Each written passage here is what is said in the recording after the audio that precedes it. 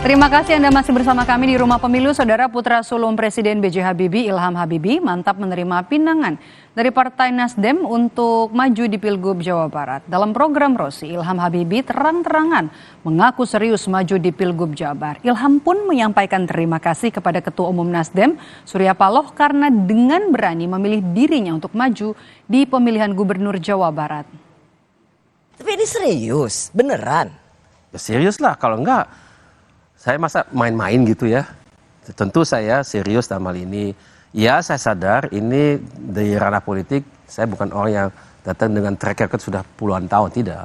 Tapi saya bisa cepat belajar dan tentu saya juga karena saya banyak teman di ranah politik, bapak saya juga dulu pernah menjabat sebagai menteri pada wakil presiden itu kan juga biarpun karakteristika bapak saya mungkin bukan sebagai politisi murni, lebih sebagai teknokrat, tapi ada dimensi politis dalam hal itu. Ya, dari saya juga terima kasih di sini kepada Partai Nasdem bahwasanya mereka berani untuk mendukung saya, itu benar-benar luar biasa. Terima kasih kepada Partai Nasdem, kepada Pak Surya Paloh dan teman-teman lainnya di situ. Saudara, pemilihan kepala daerah di Jawa Barat jadi daya tarik tersendiri bagi dinamika politik di tanah air. Maklum, karena Jawa Barat memiliki jumlah pemilih terbesar di Indonesia. Kita catat ini pada pemilu 2024 saja ada 35.700.000 pemilih di Jawa Barat. Lalu kemana saja suara warga Jawa Barat disalurkan di pilkada ke pilkada? Kita akan ulas, kami punya datanya, kami hadirkan datanya untuk Anda dari pilkada Jawa Barat tahun 2003, karena saudara periode ini merupakan pilkada terakhir Jawa Barat yang dilakukan dengan sistem pemilihan langsung. Nah, bukan dengan sistem pemilihan langsung maksud saya, kemudian melainkan melalui DPRD Jawa Barat, di mana DPRD Jawa Barat menggelar rapat paripurna khusus untuk nantinya bisa memilih gubernur dan wakil gubernur Jawa Barat periode 2003-2008, yakni nama Dani Setiawan dan juga Numan Abdul Hakim yang didukung oleh fraksi Partai Golkar dan juga P3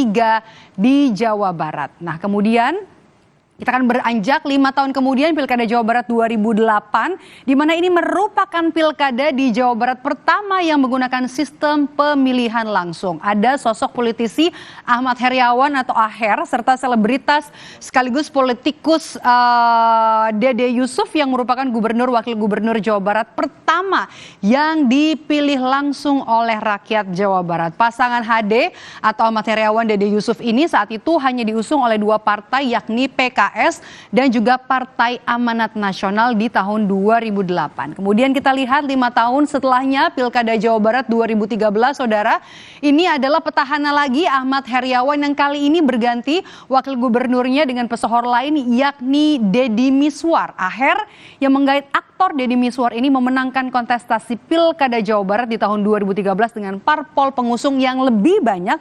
Di tahun 2013 kali ini Aher dan juga Deddy Miswar diusung oleh Partai Keadilan Sejahtera, kemudian ada Hanura, P3, dan juga ada satu partai lainnya, Partai Bulan Bintang ya di sini.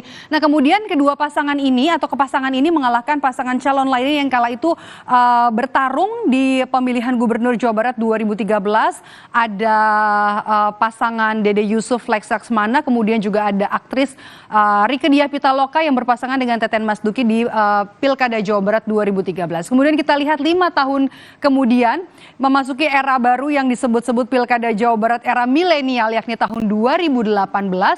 Kali ini pesohor Deddy Miswar yang berpasangan dengan mantan Bupati Purwakarta Deddy Mulyadi. Nah, kita lihat dulu ini sepertinya adalah nama Ridwan Kamil di 2018. Saya minta maaf, ini 2018 adalah pasangan Ridwan Kamil yang kala itu berstatus sebagai mantan wali kota Bandung, dan Kang Emil ini berpasangan dengan Bupati Tasikmalaya, Kang UU Ruzanul Ulum, berpasangan di Pilkada Jawa Barat. Kemudian ini diusung oleh 4 partai. Partainya cukup banyak, Nasdem, P3, kemudian PKB dan juga Partai Hanura, dan memenangkan Pilkada Jawa Barat dengan 32,8% suara. Nah, kemudian kita akan beralih lagi kalau kita bicara soal sosok Nah, sekarang kita bicara soal mesin politik di Jawa Barat.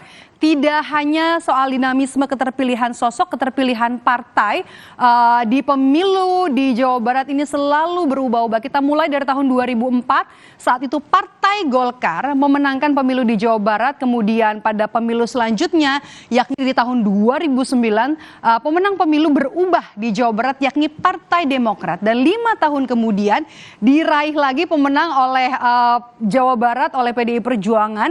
Jadi jawara di Jawa Barat. Dan pada pemilu 2019 ini adalah pemilu terakhir yakni 2019 dan juga 2024. Ternyata Partai Gerindra yang mampu mencetak brace dengan memenangkan pemilu 2 kali berturut-turut di Jawa Barat. Nah, dari paparan tadi, saudara, kami ingin menunjukkan betapa sebenarnya dinamisnya peta politik dan juga preferensi pilihan warga Jawa Barat dalam pesta demokrasi. Nah, Pilkada Jawa Barat tahun 2024 ini pun diyakini bisa jadi pasar bebas ya bagi para tokoh politik dan juga mesin politiknya untuk bisa merebut simpati warga Jawa Barat. Itu dia tadi seputar peta politik di Jawa Barat dan juga siapa-siapa saja yang pernah menjadi jawara di Pilkada Jawa Barat. Dan usai jeda, saudara, kami akan kembali dengan informasi dari Ketua Relawan Pro Jokowi Projo Jawa Timur Bayu Erlangga yang maju menjadi bakal calon wali kota Surabaya. Informasi lebih lengkapnya hadir